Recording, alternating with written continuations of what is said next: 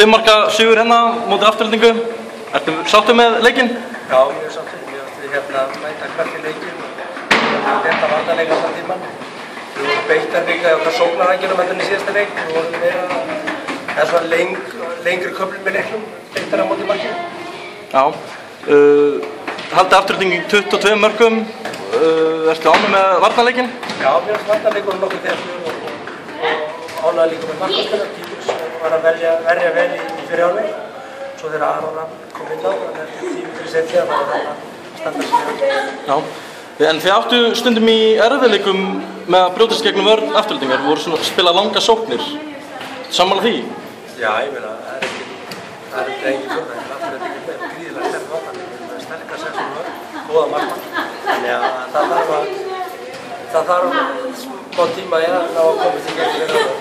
Og mér fannst við vera benkari núna en lengri köfnumleikar þegar okkur út niður á milli sem vantaði þetta en við vorum beittari á lengri köfnum núna en í síðasta leik.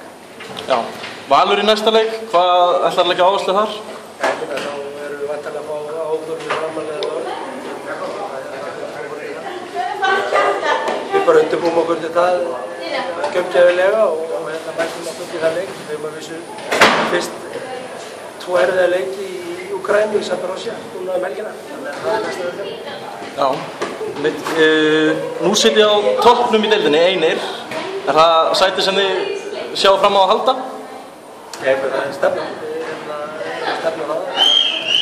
Vinna deildina, en það er ekkert gefið í þessu. Hver leikur við gerðum okkur undirbjókum okkur undir mjög erfiða leik hérna í Mosfellsbæ. Við vissum að þeir vildi vorum að komast á töfluna og þeir eru alltaf erfiðir heim að sækja það. Við snýst fyrir okkur það að halda í mitt og stöðuleika. En skemmtilega við þessi deildi þannig að við getum tapað öllu leikinn.